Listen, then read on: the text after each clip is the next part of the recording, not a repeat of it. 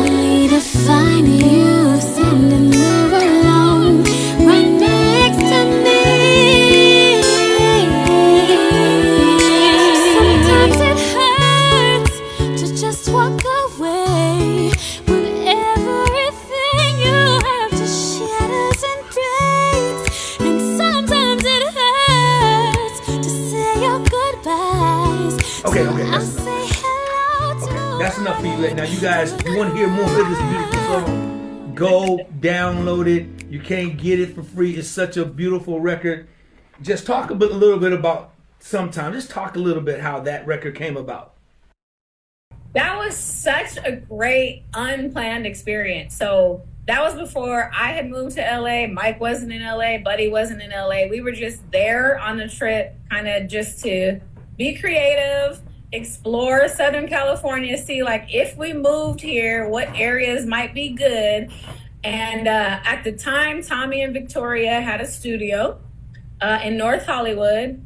And I think it was at Patch Bay. Tommy and Victoria who? Monet. Okay, continue. And we kind of sat in, just like listening to what they were working on at the time. She was writing for, she still does, but she was writing for a lot of people at the time. And then it was getting later, and Tommy was like, okay, we're kind of like tapped out for the day, but if you guys want to stay, stay. And so I kind of was like looking at Mike, and I was like, let's just see what we come up with. We've already observed their kind of work dynamic and how their routine works. So let's just kind of see what we can come up with. So I had my phone and I was just like typing up like little notes or whatever. And Mike was just playing this guitar loop like over and over and over. And I was like, this is really pretty. Okay, let me come up with what I got. And I got everything written. And then it was like, what am I going to say for the chorus? And it's so funny because literally I had all the lyrics for the first verse and I was just like, okay, now I literally said, I looked at Mike and I said, now what? And he said, sometimes it hurts. I said, it does. It does. And I took that from him and I finished the rest. And then we stayed up. We were in there probably, I would say that took us like 12 hours because it wasn't a plan. So we finished writing it, mapping it out, and then we recorded it and we watched the sun come up and we finished the song and walked outside and it was daylight. And I was like, this is so good. And he was like, yeah, it is. And Buddy was doing a lot of the recording and the editing and stuff and giving us like, hey, do that again and do this again. And when we finished, it was just like Three Musketeers. Like we really did something unplanned, but it was so good. I gotta shout out my little brothers, Big Mike, Buddy Bangs, Biggs and Bangs. I remember that whole story. I remember that, and that's crazy. And that song still lives today. It's still going. Major record in your career. I didn't mean to kind of digress, but okay, let's get back to. Okay, so you guys go down, you guys record this, then you come back. And so from there on, it's kind of like you're right. It was like the Three Musketeers. It was you three. And Mike was on here telling his story, and we saw his story. It was just incredible.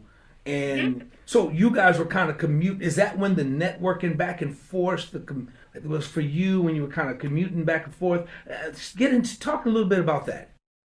Yeah, I want to say, I could be wrong, but I think I'm remembering correctly. I want to say we recorded that in 2013 because I know I moved in 2014.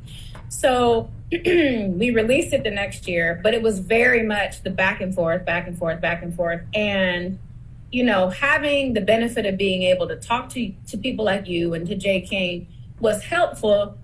But still, when we got there, it was like you still got to figure it out because, and me especially, I'm like they keep telling you to network. I don't want to just be somewhere just to be somewhere though. Like I can't like waste my time to go to this event and this event and this event and not be productive. I'm not one of those people, and I don't get starstruck either, although I greatly respect people who've done a lot and continue to do a lot and make a great impact on music. It means a lot to me, but not in the sense of, I have to go because so-and-so is going to be there. If I have to go, it's because it's going to help me to accomplish my goals, right? So it was a lot of back and forth. Who am I connecting with? How do I connect with the right people? How do I avoid the wrong people? Because I saw a lot of that too. And then eventually I just said, okay, let me just move on like a 6-month lease, because if it's like in 6 months time, I'm not figuring it out at all, I can always go home, regroup, and then go back again if I need to. It just so happened that when I very first moved, I got 2 calls that I didn't expect. One was to sing background for Guapale, and that happened because one of her sound engineers was a friend of mine from home. And I didn't even know he worked with her, but she was picking up a few shows in LA, and they decided she needed at least one background vocalist. And he threw my name in, and he threw in Sometimes, and that's what she heard. And she was like, oh, okay, I want her. So from there, I'm in rehearsal, 2 days probably. Third day comes along, and here walks in Eric Benet. Had no idea that she was signed to his label at all, but I'm a huge Eric Benet fan. So he walks in the room, we do our rehearsal, and then we do our first show at the El Rey. And then he texts me like maybe a day or two after that. He was like, I hate to do this, but would you like to sing for me? And I'm like, I would.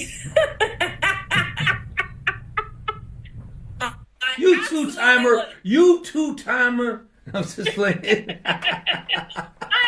but it very oddly, but also again something I'm grateful for. It worked out that I was able to sing for both of them. They never had a show on the same day. Weird, but they never did. So I still sang for her. I sang for him. And I remember, I'll never forget the first rehearsal I walked into for him specifically. We're going through, like, this is what the set list is probably going to be. And the first song that he wanted to run through was Love of My Own. That whole album, A Day in the Life, I was too young to be listening to it, but I tell you, I know it verbatim. So I'm like, okay, I'm ready. Like, oh, I know that I've known this song for a long time. We're going. And he stops everybody and he looks at me and I'm like, oh, okay, maybe I did something he doesn't like. And he said, you really know my music. I said, I know, I told you. And he said, no, like you know my music, but you know my voice. Like you know my vibrato. And I said, well, I have to, because I'm singing background for you. I have to compliment what you're doing. And he was like, okay, I like you. And so eventually it did get to a point where he was so busy that I had to decide between like doing both or just doing him. And I hit the route of singing with Eric Benet, and I toured with him for many years. And now, like, I'm so glad to say, like, he's a good friend. You know what, Jessica, let me stop you right there. Yeah. That's something, you said something really good, and I think it could be some nice nuggets and some jewels for some people. You as a professional background singer, and you're also a vocal coach, you just gave something that's really dope. You said he came to you and said, you know me. You like, yeah, I know your music. He said, no, you really know me. You know my vibrato. Yeah. And you said, of course, because I'm singing background with you, I have to know these things, right? That really right there is really powerful. I want you to touch on it and maybe give some advice to some singers out there on how important that is, because it's one thing to think you could sing backgrounds for somebody or play or whatever, but it's really important for you to understand the music and what's inside those records, right? And if you're playing bass, you have to understand what the parts are, right, as a bass player, right? So as a singer, this is new to me too. So why would you come back to him and say, I have to know your vibrato because I'm singing with you. I have to know your voice. How important is that for a background singer to know when they go audition for a gig or going on tour for artists? Why is that so important? I think it's very important because at the end of the day, especially when you're auditioning for something, you have to really understand, and often if it's not like your go-to genre, you kind of have to like submerge yourself in what that artist is doing, if that's what you're really going for, so that it's something that you can emulate. And I don't mean in the sense of, studying someone's voice so that you can duplicate it so that now you become a sound-alike, because you're bringing yourself to the situation and your colors and your texture and your experience, and that's why they're hiring you. But at the same time, something as simple as a vibrato that is, conflicting with what's happening with the artist can become problematic. And it's because of all of the semitones that happen in the vibrato, right? So if somebody has a versus it's a big difference.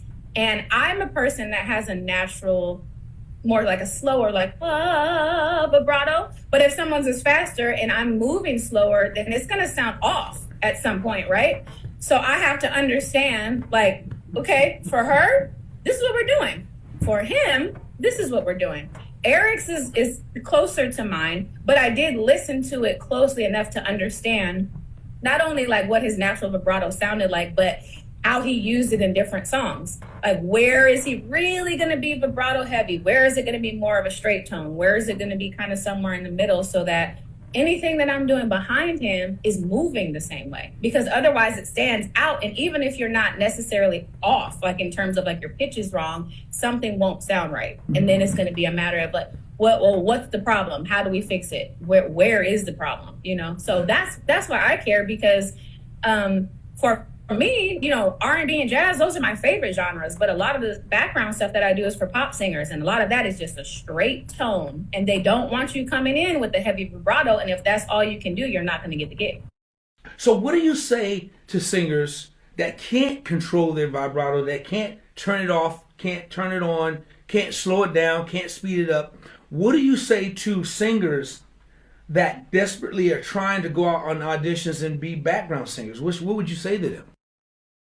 I mean, I think there's two options, really. I think there's so many artists that are popular, that are doing well, that chances are you can probably find someone who you align with, that it would be easier to gravitate towards. But the other side of that, and it's funny you asked, I was watching a clip on Instagram the other day, and it was from one of Prince's guitar players, and I cannot think of her name. You probably know who she is, but it's older back in the day when she first started playing. And Wendy? Yes. And she was saying that on one of her first shows, he asked her if she was nervous, and she said yes. And he said, okay, so anytime you feel nervous, if you feel like moving like this, when we're performing, I want you to just tap. Half time. He said, cut your body in half. And if the tempo is 1, 2, 3, 4, I want you to do 1, 2, 3, 4. 1, 2, 3, 4 inside, so that you're more laid back and so that you're more relaxed. And so I feel like in terms of vibrato, slowing it perhaps could be a matter of, okay, what are we focusing on first? And then how can we calm ourselves enough to dial it back a bit? Because the natural vibrato is a natural vibrato, but it doesn't mean that it can't change, because if mine is, I can still go, I just have to know how to do it. And so I'm positive that the reverse is possible. If yours is, I'm sure you can learn, right? Oh my gosh. But I appreciated that little clip from her. I was like, I'm not a person that gets nervous, but I loved what he told her to do, because it wasn't about her instrument. It was about the mind. Wow. Put your body in half and relax. Wow. So Jessica, let's get into this, because I don't have much time with you. So let's get into, so Eric Benet, how many years did you spend with Eric Benet? 4. After Eric Benet, what did you do after Eric Benet? So I did a lot, but I would say off the top of my mind, I did some shows with Rita Ora, Iggy Azalea, Meghan Trainor, the Chainsmokers. I did the Jonas Brothers Happiness Begins tour in 2019, and then that's when. Okay, so I want to wait on that one. Wait on that one. So because all of these are big. Don't get me wrong. Everything is big. Just from the time you just moved out here and went to college, okay? Because it's a step in your growth. So everything you're mentioning is just as big as the next, because they're layers, right? But and all the artists that you just mentioned, did you have to audition for these gigs, or were they just kind of calling you at this time? I have to really think. No, I didn't audition for any of those. Okay, good. And it makes sense. Before we talk about what it is you're doing, like currently, tell everybody how do you prepare for an audition? Well, I'm gonna tell you what, because I had to audition for Katy Perry. You gave it away. Yes, everybody. Jessica Jolia is singing with the greatest artist in the world right now, Katy Perry. She's blowing up the world. And Jessica Jolia, our little sister, is doing Katy Perry. Come on, man. You'll clap your hands. I'm sorry, I had to because I was like, I think that might be the only time I really had to audition. Okay, so let's talk about that. Yeah. First of all, man, major congratulations to you. Thank you. I remember when Mike is the one who told me you got the gig, and I was like, oh my gosh, this is crazy. You know, just because I'm thinking back. Yep. And now here you are. So how did you, and I knew you had auditioned for Katy B just simply because Mike told me. Yeah. So how did you prepare for Katy Perry's gig? How did you prepare? What did you do? Phew. So I will say, I was referred to her music director because last year I was singing with Kylie Minogue. And Katy Perry is a big fan of Kylie Minogue. I didn't know that. But that was like an end to, oh, okay, well, check out her music and her social media and let us know if you'd be interested in her having to audition. So she liked all of the things. And then they said, okay, let's move forward. So first, the first part was just record yourself singing a minute to a minute and a half of anything that you like to sing. Okay. Well, now I'm dialing myself back because you're basically saying sing whatever, but in my mind, I know Katy Perry sings pop.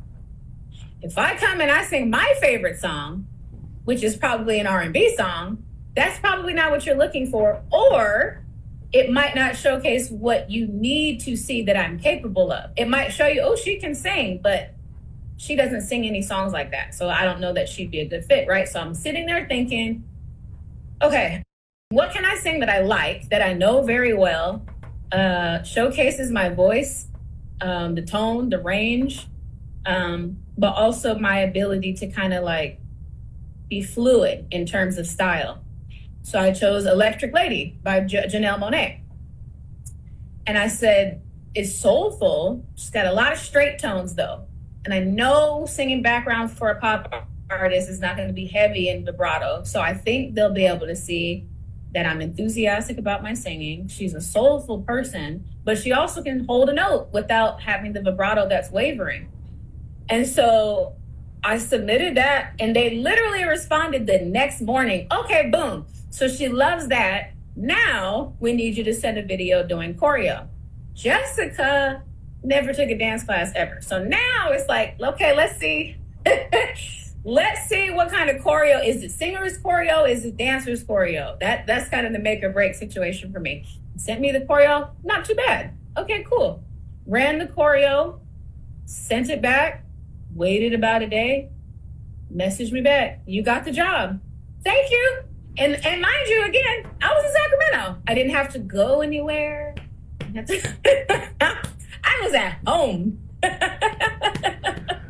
You know what? That man, man, this is incredible. First of all, I want to back up just a little bit, and I know we got to end this, but so it started from your social media. Yes.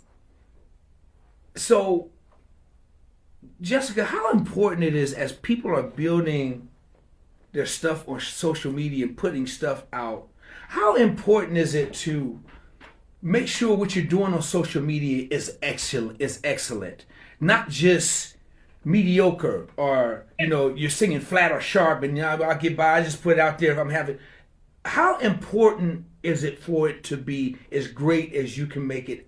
Because you were a social media guru for a long time. You were always posting content, and your content was nothing but great stuff. It was always great.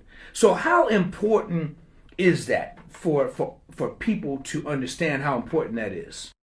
It's really important because, I mean, at the end of the day, you should want to put out your best content regardless, right? And if that means like, oh, I hit a bad note and I need to redo it, you should redo it. But more than just, for the satisfaction and the gratification that comes from knowing like, oh, I put everything into this and this is great.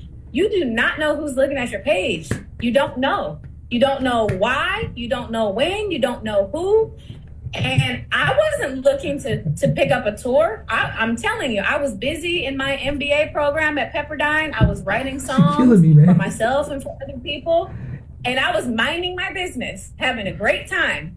And all of a sudden, hey, Jessica, I got a text from Katie's MD. This is like, I know last minute notice, but do you happen to be available for an audition for XYZ? Yeah, sure. Sure. But by the time he reached out to me, they had already been all over my social media. All of it. Okay, just know, Jessica, that we don't have like no clap machines. We don't do that. I think it's kind of cheesy. But just know when I'm doing this, it's about, on what you just said, you just about 80,000 standing up applauding you like crazy right now. Normally it's 5 or 6 or 7 or 10, but you got a whole stadium because that's what you're about to do. But I can't tell you how strong what you just said is strong, man. It's really, really everything. It means a lot. So I hope there's at least one person that's getting this. If there's one person, I'm good. I don't just want somebody really understanding what she's putting out there because it's so important. The next thing is your forward thinking is incredible. I'm listening to it, and I really listen to people talk, and I listen to what they say, and from when they said sing any kind of song you want, that if you would have went in there singing some Big Mama gospel songs, it would have been a rap. You dig what I'm saying? And that's not a knock, because I had a big mama and she could sing her ass off. That's right. So there's nothing wrong with it. But the fact that you sitting down, really analyzing every move, because it's a big move. It's really, really big. I have a Janet Jackson Rhythm Nation audition clothes shopping story that would make you laugh your ass off if I was to I'll tell you about it one of these days. And I was broke as hell, didn't have no money, but I knew that Rhythm Nation was hot, and I had to look like the Rhythm Nation, and I had to I had to chop some stuff together because I knew how important that is. You are aligning yourself up with just every inch of the task, and for you to get a call back like the next day, and just next day, then the call thing, and then you figured out that okay, I could do this, and then within a few days you got a big amazing job like you have. I applaud you. I admire you for that, and I wish a lot of artists could really understand how important what you just said. Why is that so important, Jessica? Well, I think, I'll say for me, like, I can never say that there was a point in time where I had this tremendous goal to be a background singer. However, number one, I grew up singing a lot of a cappella music, and so that lends you to being able to hear lots of different things, and so being able to fit into a space where you're singing background is natural for me because you had to sing all the different parts anyway.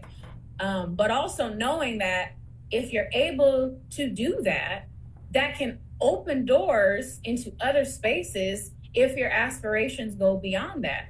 So as you're going along your journey, it is really important to know what is the style of music and who am I auditioning for? How do they sing? What does their music sound like? What does their show look like? Because the most talented people can be overlooked just because they chose the wrong song. And it has nothing to do with their ability. There's people that are insanely talented but could sing the wrong song for that particular artist and just be like, oh, sorry, no.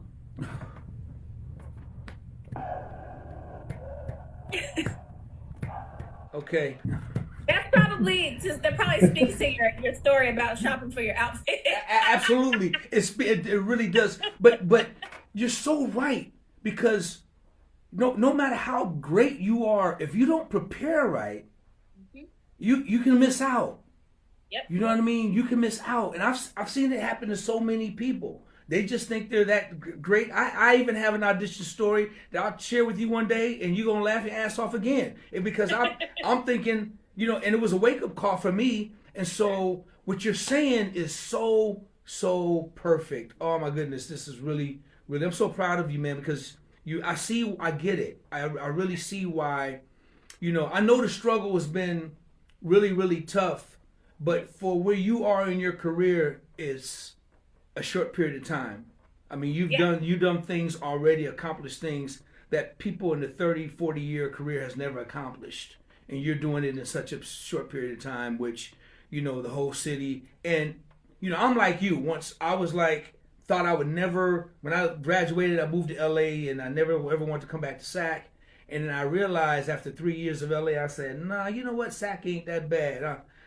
So I set myself up to be able to work and live at home and still get calls and work. And so I totally understand how important that is and how much that much means to you to be able to still be from home and then travel the world and do these great big things. So, much admired, much respect. Listen, I know I only have a few minutes, but I want to talk about real quick your artistry, your writing. What is the latest on Jessica Jolia, the artist?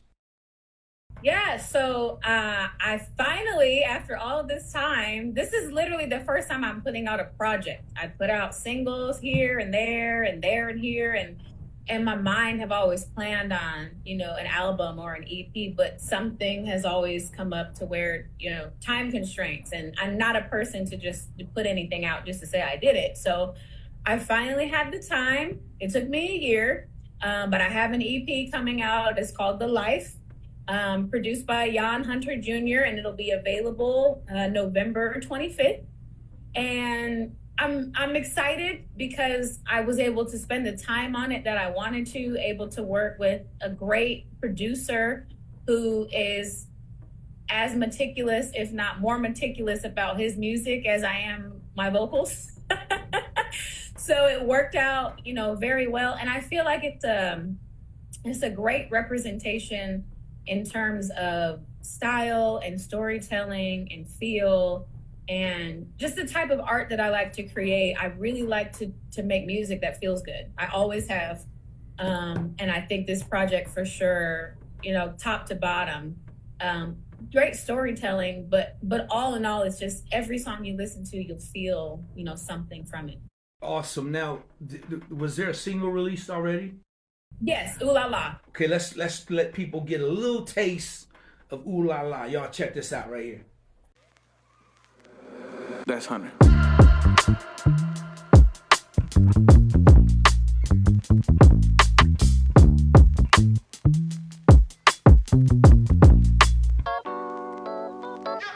Cool breeze flowing through the trees, autumn wrapped around me. Oh, don't wear my heart on my sleeve, but it's better weather, baby. And maybe I can make an exception, 'cause me and you, we got so much more than a connection. So unexpected, wanna protect it. Don't know how somebody like you put me in my feet. Got me saying, ooh la la, you got that. Not really the kind of that I think of as my type, but you got a way to hit me different. It's like I've been blazing with this feeling. 'Cause when it comes to you, got me in this pretty brown ride on the east side. You got a way to hit me different. Yeah, you got a way to hit me different. Ooh la la, ooh la la, ooh la la. Okay. Jessica, talk a little bit about, and congratulations on the single. It's been doing extremely well social media already, which kind of like leads me to know that the rest of the body of work is going to be incredible. Talk a little bit about that. So, Ooh La La is a song that I finished almost a year ago to date. And at the time, I had gone almost a whole year without really writing anything for myself. And I kind of had an itch, and I was just like, okay, let's just see, like, I have all these different folders of music. Let's see what I have. What do I kind of connect with right now and go from there? I had connected with Jan maybe a few months prior over social media, and he actually just popped up on my Explore page. It was an Earth, Wind, and Fire remix that he had done. And I was like, this is incredible. Like, this guy understands music.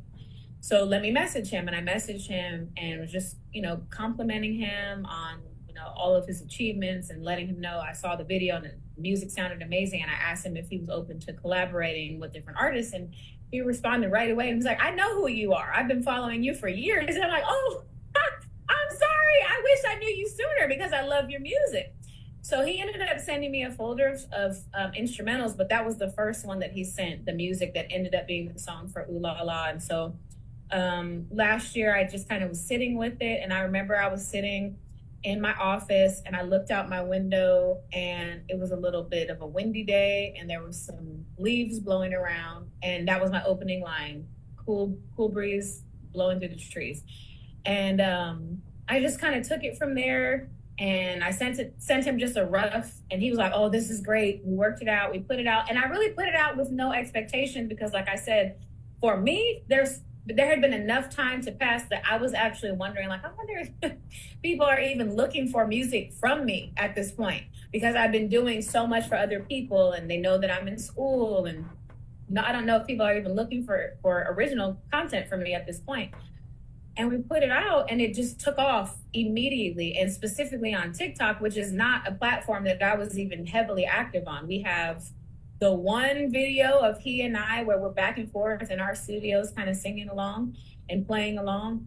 And it's got like 72 million views on TikTok and doing extremely well on Spotify and Apple Music. And it was cool to see, like, companies like BET featuring it on their TikToks for their shows. And I'm like, oh, okay, well, I think we got something.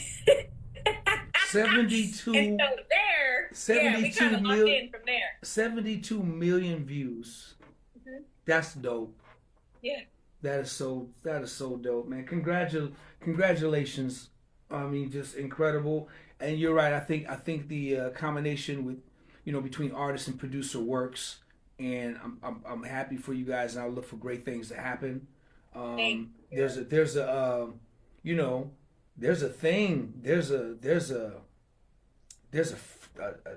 fragrance here in Sacramento with the female artist that's coming out of here that's blowing up the spot. With Victoria, with you. El Nicole is coming right behind y'all, and it's just a lot happening that I'm really excited to see about what's going on, and I'm definitely so proud of you. Real quick, you mentioned school. How's that going? It's great. It's really helping me because, so I didn't even mention this, but I went for a second bachelor's program, and so I have a bachelor's in music business. And 2023, I was just like, there's more about business that I need to know that I can apply to music, but just in general, because I feel like a lot of my peers end up having shortcomings in music for not understanding business. And I also have two sisters who are attorneys, so I'm like, okay, so, and that will complement what they have going on too. So cool. Looked up all of the programs that were available online because I knew, my schedule, I'm here, I'm there, me being on campus somewhere long-term is probably not realistic. And Pepperdine had just started not long ago, an online MBA program. And I think a lot of universities have in light of the pandemic because they wanted people to continue their education while we were still locked down. And then they realized like, oh, this actually works for a lot of people. So I'm getting my MBA from Pepperdine. I'll be done next year. I will say this is doing that and being on the road with Katy Perry is probably one of the most difficult tasks I've had. Wow. Because we have long rehearsal days and it's like, and now you can go to your room and write a paper. So name real quick some of the things that you've done so far with Katy, man. That's got to be great. Name just some of the things. Yeah, so we did Rock in Rio, which was insane. It was over 100,000 people. It was just beautiful to see. Beautiful people, culture, food, all of that. We did the AFL Grand Final in Australia. Another huge thing. It's like I want to say, and I could be wrong, but I feel like it's like the equivalent of our Super Bowl. And that was again like over 100,000 people. And then we did a rally for Kamala Harris in Pittsburgh a few weeks ago, and just going ever since I started. Getting ready for several world tours. Listen, I'm blown away. I'm telling you. I mean, from 100,000, from well, let me see, from what is that thing you guys used to do, from 3 guys in the band, and from 50 Three and people, one? 3 and 1, where it's 100 Yeah. people and 75 people and 300 people to 100,000 people. Look Yeah. at Mom, I made it. Look, man, I know your family, everybody, the whole city, you know, it's everybody's really proud just watching you grow, do your thing, and you making Sacramento proud.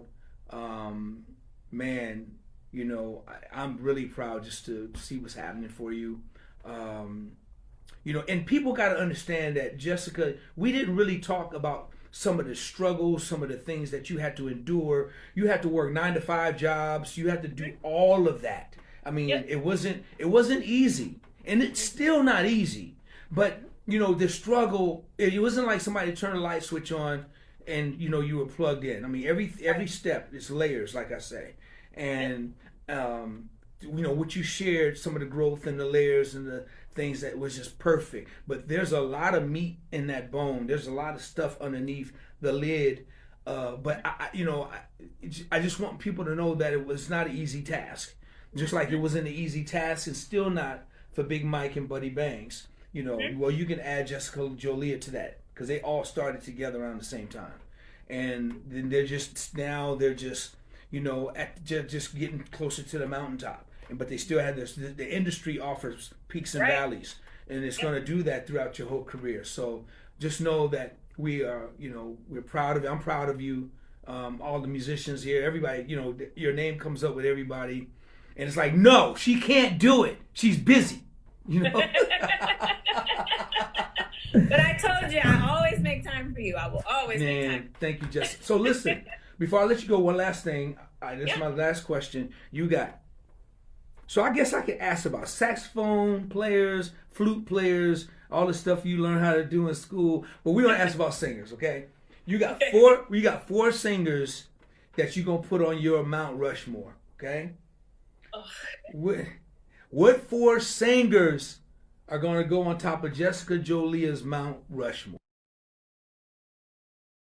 Female singers. I forgot to All put that in there. female? I gotta say female singers. Yeah, I gotta say female singers. Female singers. Okay, All right. so Shaka Khan, Whitney Houston, Phyllis Hyman. 4 is tough.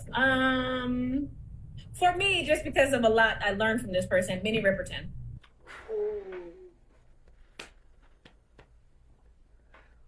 Wow.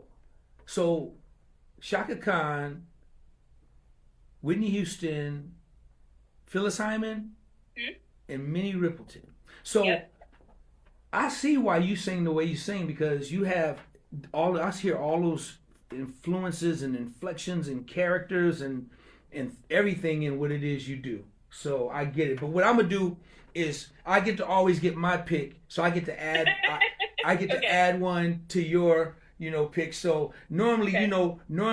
you'll get to add a thumb. So here's the 4, but I get to add a little Okay. thumb, right? But your thumb go like this because them long nails you got. So you gonna be you're gonna tower over everybody. But I'm gonna put Jessica Jolia on my Mount Rushmore because she's a little baby thumb, but she's climbing up in there. But her, minus the fingernails.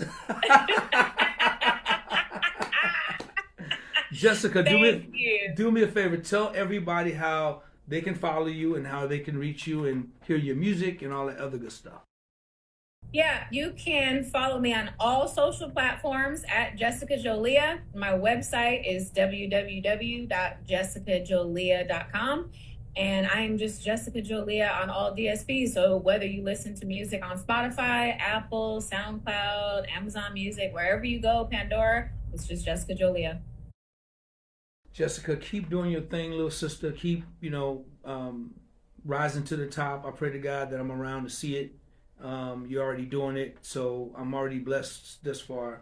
But I hope I can just be around to when I'm like, just old and watching you, just do your thing. And it may be sooner than I think. So just Just keep doing your thing. Very proud of you. Keep making great music. And anything you need, you just pick up the phone and just hit me up anytime. You know that. I sure will. And, Thank you so absolutely. Listen, thank you guys for hanging out. Oh, dang, man. I'm like Florida Evans. Damn. much. God. Go like and subscribe to the page. Go like and subscribe to the page. Go like and subscribe to the page. Go like and subscribe to the page. Jessica, hit that number 5 for me, please. Go like and subscribe to the page. Is that good? Is that good? Beautiful. See, we got endorsements. See? Y'all, listen, man. I want y'all to continue to be blessed and just be thankful and just cherish and value every second of every day. And always know that, God is real and God is in control of this world. So that's all I'm going to say to that. And everybody can see through that message right there. He's in control of this world. So everybody stay strong. Keep your head up. Jessica, thank you so much, sister. I really love and appreciate you so much. I'm proud of you. I can't say it enough. The whole community, the whole entire city is really, really proud of you. And then now the world get to be proud of you as well. Well, they've been proud of you, but we come first because you know what I'm saying. That's right. We come first. Y'all, show your love for my little sister, none other than Jessica Jolia. Thank you, Jess. DOA.